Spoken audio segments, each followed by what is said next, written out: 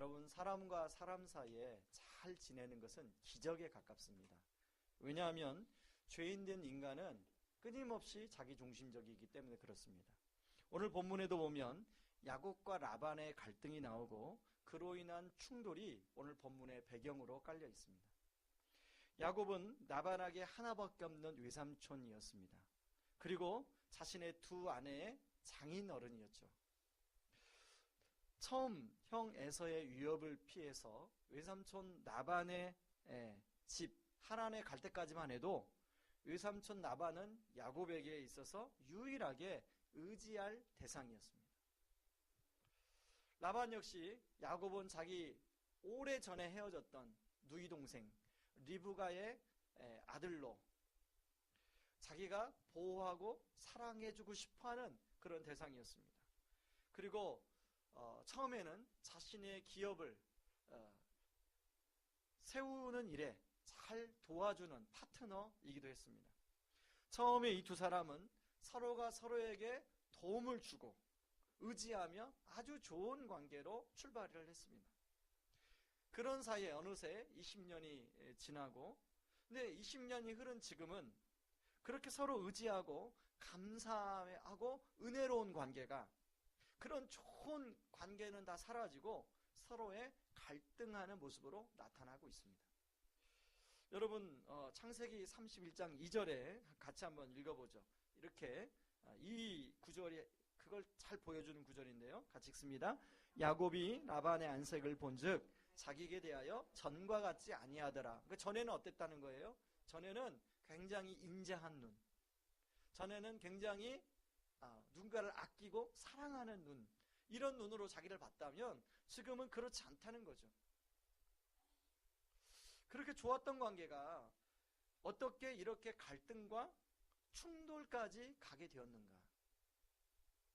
바로 다름 아닌 라반과 야곱 안에 있는 자기 중심성 때문에 그렇다는 것입니다.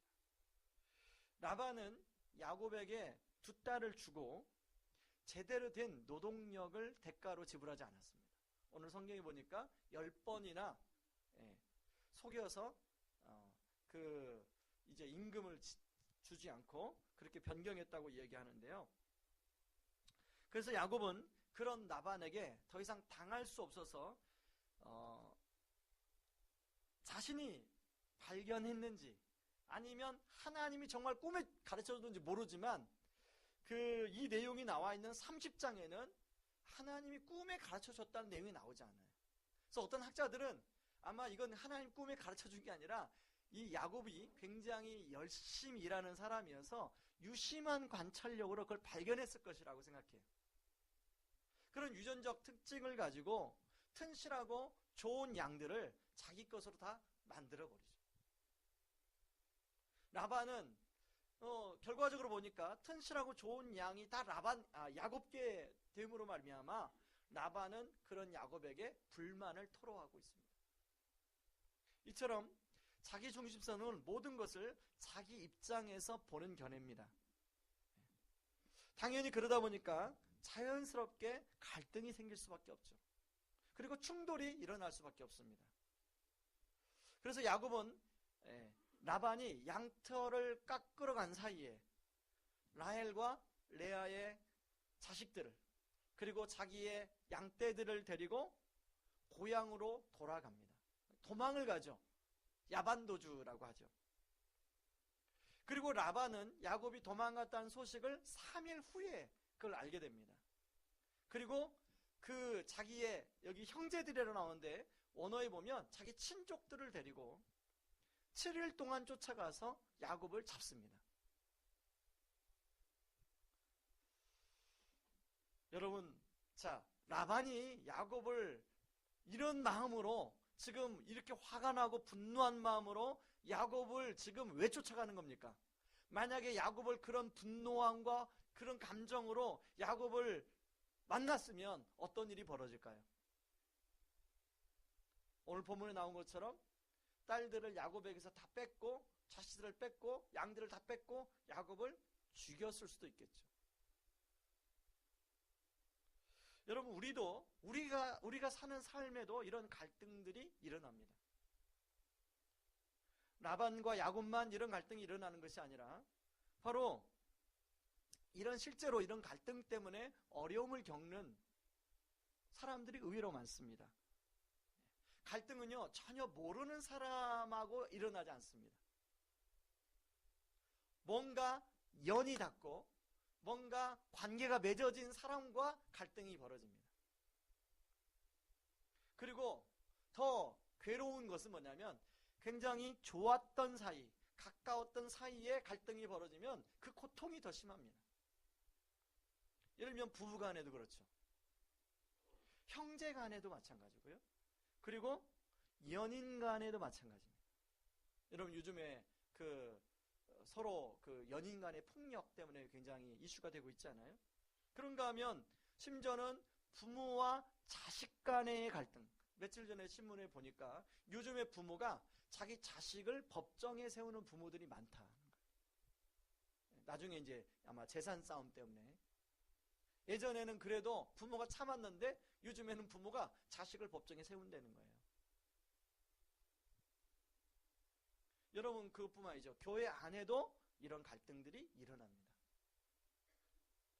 문제는 저나 여기 앉아 계신 분들이 이런 갈등을 겪고 또 앞으로 겪었고 겪고 있고 또 겪을 수 있다는 거죠. 그런데 오늘 본문의 마지막은 어떻게 마무리가 되고 있냐면요. 여러분 54절 55절을 한번 보세요. 이런 갈등과 충돌이 이제 오늘 본문의 배경인데 마지막은 이렇게 장식하고 있습니다. 54절 55절을 같이 한번 읽어봅니다. 야곱이 또 산에서 제사를 드리고 형제들을 불러 떡을 먹이니 그들이 떡을 먹고 산에서 밤을 지내고 라반이 아침에 일찍이 일어나 손자들과 딸들에게 입맞추며 그들에게 축복하고 떠나 고향으로 돌아갔더라. 저는 54절과 55절을 말씀을 준비하면서 계속 보면서 어떻게 이런 갈등과 충돌의 상황이 이렇게 아름다운 장면으로 마무리가 될까? 이거 진짜 기적이다 이건. 이런 생각이 들었습니다. 그럼 다시 한번 읽어보실래요? 야곱이 산에서 제사를 드리고 형제들을 불러 떡을 먹이고, 이 떡은 화해의 떡이죠.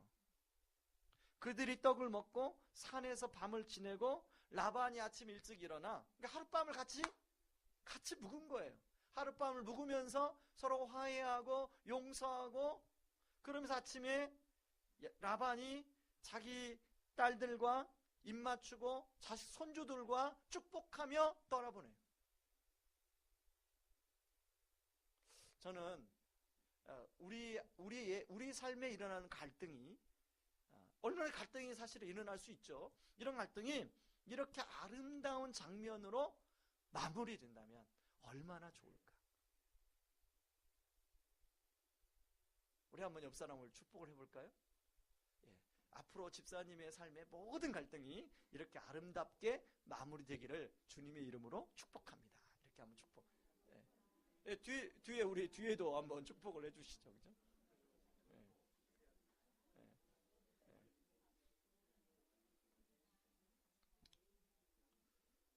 자, 여러분 우리가 이런 축복을 받고 싶죠, 그죠? 예. 제가 몇몇 분들한테는 이야기를 했는데요. 2013년도 말에 우리 교회 청년, 그러니까 우리 같이 있던 우리 사역자 한 분이 우리 교회 청년들을 데리고 교회를 개척을 했어요. 그것 때문에 참 그때 너무 저도 많이 힘들고 아마 우리 성도님도 힘들었을 텐데, 저는 올 연말에 굉장히 귀한 선물을 하나님께 받았습니다. 이제 이제 목사 안수도 받고 벌써 교회가 세워진 지 5년이 됐어요. 그 교회가 연락이 왔습니다. 목사님, 한번 꼭 올해가 가기 전에 만나서 같이 그동안에 있었던 얘기를 좀 나누고 싶습니다. 그래서 제가 같이 이제 부부가 서로 만나서 그동안에 있었던 얘기들을 가로 나누고 같이 서로 화해하고 회복하고 축복하는 시간을 가졌습니다. 저는 왜 하나님이 이런 선물을 주실까? 사실 그게 제가 막 인격이 훌륭하고 막 제가 뭔가 막 대단히 마음이 넓어서 그런 게 아니라 하나님이 준 선물이라고 생각합니다. 왜 이렇게 선물을 주실까? 제가 생각을 하다가 1년 동안 우리가 끊임없이 예수님을 바라보고 또 예수님께 향하고 그 어떤 복음으로 우리가 같이 서로 나누는 하나의 저에게 주신, 그리고 우리 앞으로 우리 교회 공동체에게 주실 그런 어떤 열매의 그 첫 열매가 아닐까, 이런 생각이 들었습니다. 그러고 나서 제가 며칠 후 제가 너무 기쁜 소식을 들었어요. 우리 교회 한 집사님, 오랫동안 가정 안에 여러 가지 그런 갈등 때문에 참 힘들었던 집사님이 계셨어요. 근데 그분이 그러는 거예요. 그게 1월 1일이네. 1월 1일 날 장례식에 갔는데 같이 이렇게 식사하는데 오늘 저녁에 드디어 화해의 시간을 갖기로 했다는 거예요. 그래서 목사님 기도해 달라는 거죠. 그래서 저는 궁금하잖아요. 그 얘기, 그 결론이 어떻게 됐는지 너무 궁금하잖아요. 그래서 그 다음 날인가 그 집사님을 이제 만나 뵙게 됐는데 제가 여쭤보니까 너무나 좋은, 정말로 회복의 시간을 갖게 됐다는 거예요. 여러분, 우리 삶에 이런 갈등이, 사실 우리 갈등이 있을 수 있잖아요. 이런 갈등들이 이렇게 회복으로 마무리된다면 이게 얼마나 좋을까. 다시 한번 축복합니다. 여러분의 갈등들이 이런 축복으로 잘 마무리되는 은혜가 있기를 바랍니다. 그렇다면 이런 갈등을 어떻게 풀어갈 수 있을까? 먼저는 한번 저를 따라하실래요? 죄성을 가진 우리의 실체를 인정하라. 여러분, 4절부터 16절에 보면요, 야곱이 자신의 두 아내 레아와 라헬에게 설득하는 내용이 나와요. 그러니까 왜냐하면 이제 고향으로 돌아가려면 몰래, 그 라반 몰래 고향으로 돌아가려면 자기 두 아내, 라반의 딸이잖아요. 두 아내가 도와줘야 돼요. 이 두 아내를 설득하는데요, 사실 하나님께서는 야곱에게 내 조상의 땅, 내 족속으로 돌아가라고 말한 것밖에 없어요. 그런데 야곱은 그 두 아내에게 설득을 할 때 굉장히 자기 입장에서 자기 이야기를 하고 있어요. 이 말을 자세히 보면 자신은 피해자고 너네 아버지는 가해자고, 그래서 하나님이 나를 불쌍히 여겨서 라반으로부터 나를 보호해 주시고 라반의 양을 다 빼앗아 나한테 줬다, 이거예요. 결론을 내리면 한번 7절 9절을 같이 한번 읽어볼까요? 그 내용 중에 핵심만 읽어보죠. 같이 읽습니다. 그대들의 아버지가 나를 속여 품삯을 10번이나 변경하였느니라. 그러나 하나님이 그를 막으사 나를 해치지 못하게 하셨으며, 그가 이르기를 점이 있는 것이 내 싹이 되리라 하면 온 양떼가 낳은 것이 점이 있는 것이요, 또 얼룩무늬 있는 것이 내 싹이 되리라 하면 온 양떼가 낳은 것이 얼룩무늬 있는 것이니 하나님이 이같이 그대들의 아버지의 가축을 빼앗아 내게 주셨느니라. 사실은 이거, 그러니까 하나님이 주셨는지 아니면 자기가 그걸 발견하고 자기 것을 만들었는지 분명히 모른다고 그랬잖아요. 이렇게 주장하는 학자들마다 다른데 저는 야곱이 그걸 우연히 발견한 것이 아닐까 생각해요. 다시 말해서 객관적 사실이 아니라 자기 중심적 해석과 견해라는 거예요. 사실 하나님께서 라반과 야곱 사이에 개입하여 막으신 것은 오늘 본문에 라반이 야곱을 죽이려 갈 때 막은 거지 그전엔 막지 않았어요.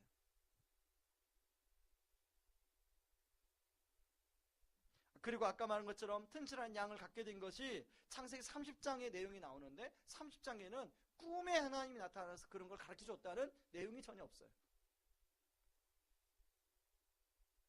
그러나 야곱은 자신의 아내들을 설득하기 위해서 오로지 자기 중심적인 입장에서 하나님을 이용하여 말하고 있습니다. 다시 말해서 뭐예요? 나는 옳고 라반은 틀렸다는 거죠. 나는 피해자고 라반은 가해자라는 거예요. 그래서 하나님이 자기 편을 들어줬다는 거죠. 여러분, 우리는 자주 이런 지금 야곱과 같은 해석을 할 때가 있어요. 해석을 할 때. 자, 이 말을 듣고 레아와 라헬이 야곱의 말을 그대로 말을 다 들어요. 그리고 자신의 아버지에 대해서 하는 말을 보면 정말로 끔찍한 말을 해요. 여러분 창세기 31장 15절을 한번 보실래요? 15절 같이 한번 읽습니다. 아버지가 우리를 팔고 우리의 돈을 다 먹어버렸으니 아버지가 우리를 외국인처럼 여기는 것이 아닌가. 그리고 16절에 하나님이 우리 아버지에게서 취하여 가신 재물은 우리와 우리 자식의 것이니 이제 당신에게 이르신 일을 다 준행하라. 당신 마음대로 해요. 여러분 저는 15절을 보면서 딸들이 만약에 이 말을 라반이 직접 들었으면 얼마나 실망을 할까. 저도 자식을 키우는 아버지 입장에서 만약에 자식이 여러분 지금 다 자식을 키우잖아요. 그냥 자식을 그냥 키웁니까? 여러분이 어떻게 자식을 키우는지 다 알잖아요. 정말로 부모님은 먹을 거 안 먹을 거 다 하면서 아껴서 줬을 거예요. 라반도 아마 그렇게 딸들을 키웠을 거예요. 그런데 딸들이 하는 얘기가 아버지가 우리를 팔았고, 아니 아버지가 판 게 아니죠. 자기가 좋다고 해가지고 결혼한 건데 우리의 돈을 다 먹어버렸다. 아버지가 우리를 마치 외국인처럼 여기는 게 아닌가. 여러분 라반이 이 말을 안 들었으니까 다행이지, 들었으면 얼마나 서운했을까. 여러분 때로는요 부모가 자식한테도 상처 주지만 자식 때문에 부모가 상처받는 경우가 많아요.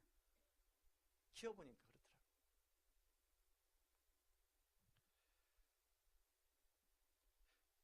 41절 42절에도 다시 한번 자신의 의를 입증하는 말을 라반에게 하고 있습니다. 자신의 입장에서 이야기를 하고 있는 거죠. 여러분 사람은요 항상 똑같은 사건인데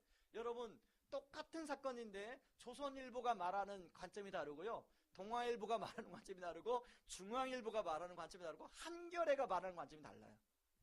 이게 무슨 말이냐면 똑같은 사건인데 이 사람이 말하는 게 다르고 이 사람이 말하는 게 다르고, 다 자기 입장에서 얘기해요. 그런가 하면 라반은 어떻게 자기 의를 입증하는가를 보세요. 자, 27절 28절을 같이 한번 보겠습니다. 27절에 보면 읽습니다. 내가 즐거움과 노래와 북과 수금으로 너를 보냈겠거늘 어찌하여 내가 나를 속이고 가만히 도망하고 내게 알리지 아니하였으며 내가 내 손자들과 딸들에게 입맞추지 못하게 하였으니 내 행위가 참으로 어리석도다. 사실 만약에 알았으면 라반이 그냥 안 보냈을 거예요. 그러니까 도망갔죠, 야곱이. 그런데 자신은 어떤 사람이라는 거예요? 나는 아주 마음이 넓어서 즐거움과 노래와 북과 수금으로 너를 보낼 수 있는 사람이다. 그러니까 자기의 의를 입증하고 있는 거죠. 자, 43절을 보세요. 라반이 뭐라고 얘기하는지. 자, 두 딸들과 손주들과 야곱의 양들을 보고 무엇이라고 말합니까? 43절 읽습니다. 라반이 야곱에게 대답하여 이르되 딸들은 내 딸이요 자식들은 내 자식이요 양떼는 내 양떼요 내가 보는 것은 다 내 것이라. 내가 오늘 내 딸들과 그들이 낳은 자식들에게 무엇을 하겠느냐. 여러분 딸들이야 자기 자식이라고 할 수 있지만 손주를 자기 자식이라고 할 수 있나요? 자기 자식, 자기 손주이기 전에 야곱의 자식이죠. 그리고 그 양떼를 이미 자기가 약속을 해가지고 그렇게 해서 한 양떼를 자기 양떼라고 할 수 있나요? 바로 이것이 자신의 의를 자기 입장에서 내세우고 말하려고 하는 그 본능이 라반과 야곱에게만 있는 게 아니라 라반에게도 있고 바로 우리들에게도 있다는 거죠. 여러분 라반의 이런 모습은, 이런 자기 의를 내세우려고 하는 모습은 야곱에게는 어떻게 보였을까요? 그리고 야곱 안에 자기 의를 내세우려고 하는 것이 라반에게는 어떻게 느껴졌을까요? 여러분 주로 사실 이런 것 때문에 충돌이 일어나는 거죠. 이런 것 때문에 갈등이 일어나는 거죠. 여러분 막 결혼한 신혼부부의 모습 속에서도 이런 서로의 자기의 옳음을 입증하려고 하는 그런 사소한 말다툼이 있어요, 없어요? 그런가 하면 이제 결혼 이제 20년 이런 중년 부부, 중년 부부 안에도 자신의 옳음을 입증하려고 하는 부부 사이에 미묘한 긴장이 있어요, 없어요?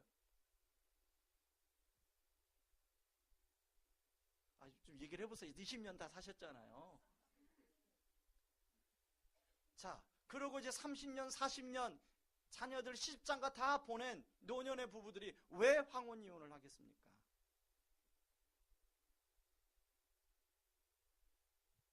그런 자기를 입증하고자 하는 자기의 의의를 그동안에 자식 때문에 참고 살았는데, 이제는 그럴 필요가 없으니까, 난 더 이상 그런 사람하고 살고 싶지 않아.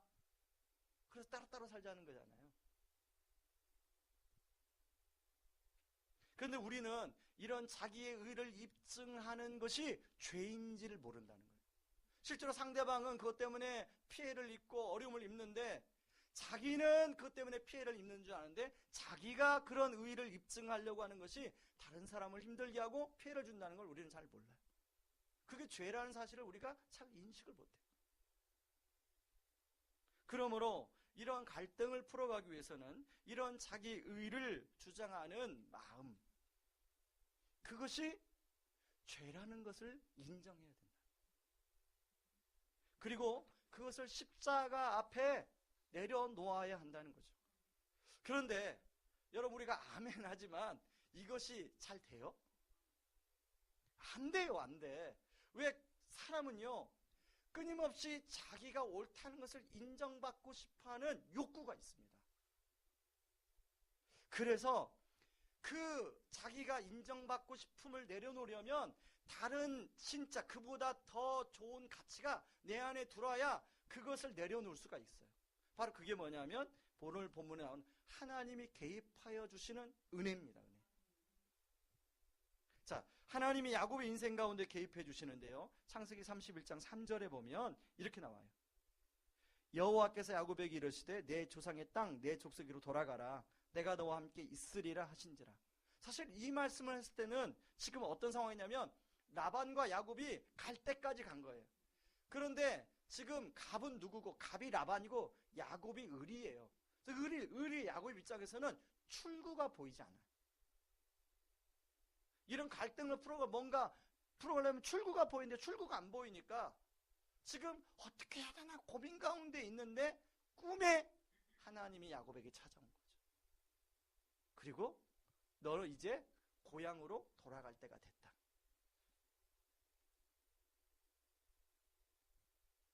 하나님께서 야곱의 인생 가운데 개입한 것인데요, 여러분 20년 전에 야곱이 라반의 집으로 왔는데, 여러분 창세기 그 앞장을 보면요, 하나님이 이렇게 꿈에 야곱에게 나타나서 말씀한 적이 거의 없어요. 주로 야곱이 주도하는 인생을 살아왔어요. 야곱이 자기 마음대로 인생을 살아왔어요. 라반의 집에서도.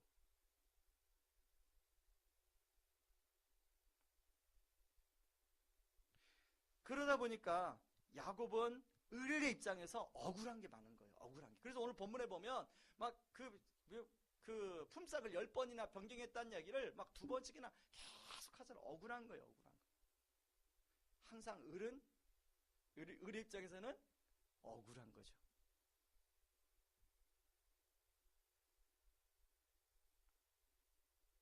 자,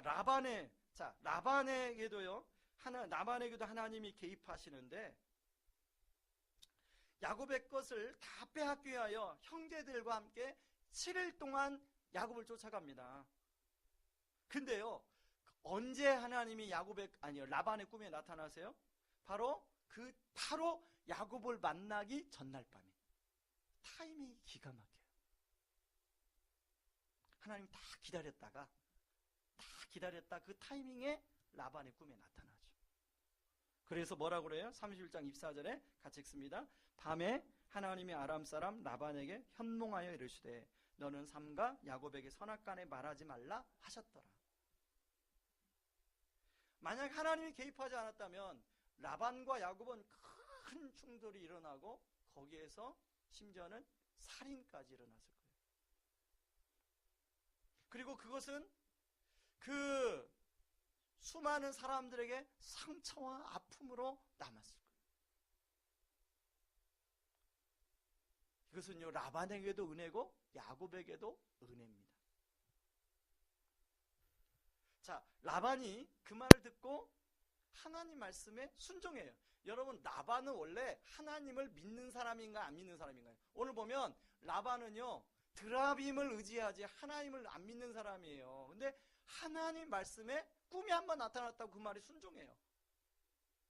자, 입장을 바꿔놓고 한번 생각해 보세요. 여러분이 정말로 막 누군가를 향한 적의가 있고 분노가 있고 그 사람이 나한테 엄청난 많은 상처를 줬고 내 걸 다 지금 빼앗아 갔어. 예를 들어서 우리 전 재산이 3억이란 전 재산이 있다고 하는데 그걸 2억을 가져갔어요. 지금 그런 상황이잖아요. 그뿐만 아니라 내 소중한 것도 다 빼앗아 갔어요. 여러분, 그런 분노가 있는데 그런 분노를 하나님이 밤에 한번 딱 나타났다고 그 분노를 내려놓을 수 있어요, 우리가?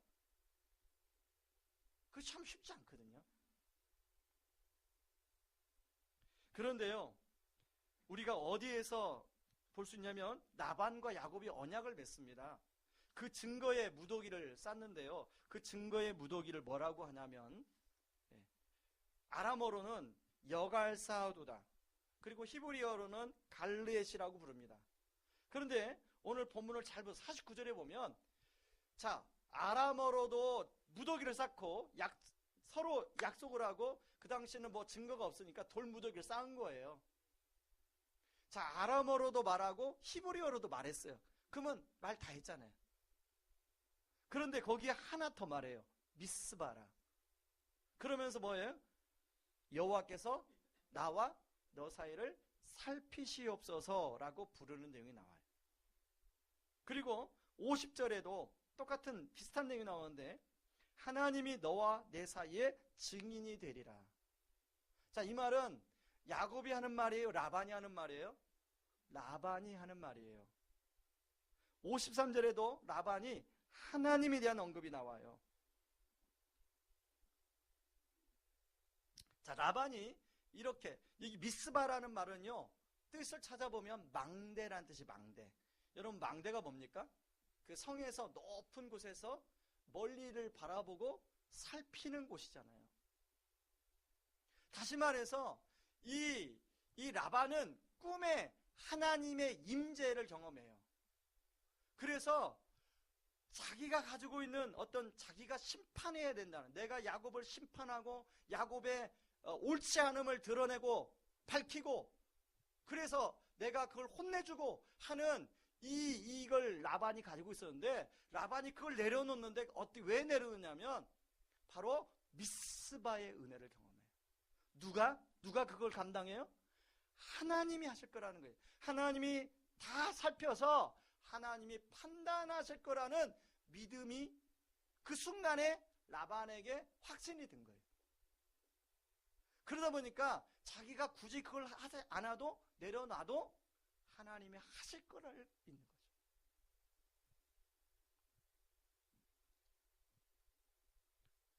여러분, 우리 안에 있는 어떤 분노, 우리 안에 있는 어떤 내 생각, 이것들을 내려놓을 수 있는 것은 내려놔라 해서 내려놓는 게 아니에요. 그렇게 안 내려지. 대신 강력한 하나님의 임재가 그것들을 내 안에서 몰아낼 때, 그것이 내 안에 아무것도 아닌 것처럼 느껴지는 순간입니다.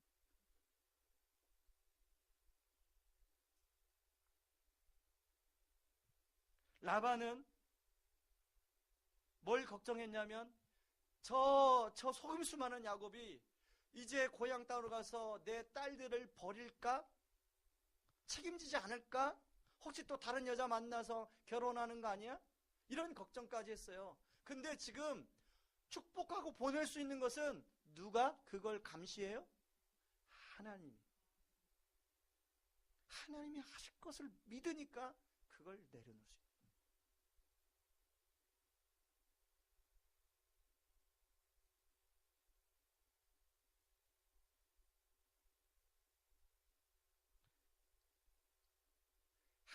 우리가 하나님의 은혜를, 임재를 경험한다는 것은 바로 내가 손에 쥐고 있는 것, 하나님의 놀라운 임재와 은혜를 경험하면 이게 너무나 귀하다 그러면 내가 손에 쥐고 있는 것이 아무것도 아니라는 것을 우리가 알게 되면 이건 내려놓을 수 있는 거죠. 우리 극단 광야에서 그 뮤지컬 이름이 떡볶이잖아요. 떡볶이. 제가 거기 담당하시는 목사님을 이제 뵙고 왜 그 이름이 떡볶이입니까? 제가 물어봤어요. 왜 떡볶이라고 졌습니까? 우리가 그랬더니 그 목사님이 하는 얘기가 뭐냐면 떡볶이는 먹어도 그만 안 먹어도 그만 아닙니까? 근데 많은 사람들이 그런 떡볶이에다 목숨을 건다는 거예요. 그래서 그걸 이름을 뭘로 지을까 하다가 떡볶이를 졌다는 거예요. 왜냐하면 떡볶이는 누구든지 좋아하면서도 먹어도 그만 안 먹어도 그만. 여러분 주로 우리가 소중하다고 생각하는 것들 가만히 생각해보면 하나님의 강력한 임재의 빛이 임하면 이거 손에 쥐고 있어도 그만 안 쥐고 있어도 그만인 거죠. 더 귀한 것이 있다는 걸 알게 되면 그게 아무것도 아니라는 걸 알게 돼요.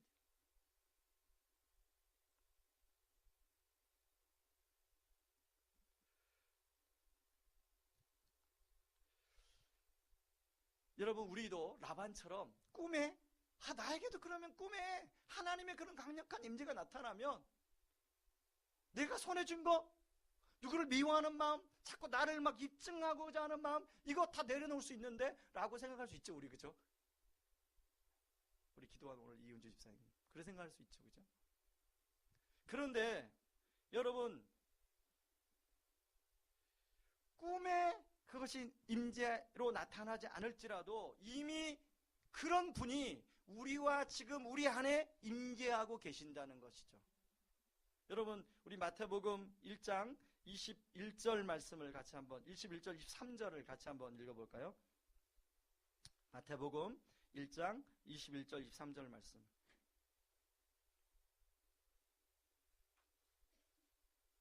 같이 한번 읽습니다. 아들을 낳으리니 이름을 예수라 하라. 이는 그가 자기 백성을 그들의 죄에서 구원할 자이심이라 하니라. 23절 보라 처녀가 잉태하여 아들을 낳을 것이요 그의 이름을 임마누엘이라 하리라 하셨으니 이를 번역한즉 하나님이 우리와 함께 계시다 함이라. 아멘. 여러분 예수님은 우리를 구원하시기 위해서 오셨어요. 그런데 마태복음에 보면 예수님의 이름을 두 가지로 설명해요. 그분이 구원할 줄로 오신 예수님이기도 하지만 임마누엘이라는 거예요. 그러니까 지금도 임마누엘은 지금도 그 우리의 구주가 되신 구주께서 지금도 우리와 함께하고 있다는 거예요. 그 말은 지금도 우리의 구주가 되신다는 거죠. 지금도 우리가 그런 어떤 죄 가운데 자꾸 우리는 빠지는데 거기서 주님은 계속해서 우리를 구원하기를 원하시는 주님이라는 겁니다. 저는 우리도 나반처럼 별반 다르지 않아요. 순종 잘 안 돼요. 소미자님 순종 잘 돼요? 순종 잘 안 돼요. 우리 순종 잘 안 돼요. 2019년 내가 순종하면서 합시다. 순종 잘 안 돼요. 그러나 우리가 순종이 잘 안 되기에 우리 주님은 임마누엘로 우리와 계시는 거예요. 그 임마누엘 되시는 주님이 내 심장에 닿을 때, 내 마음 깊은 곳에 닿을 때 거기서 비로소 순종이 일어나는 거죠.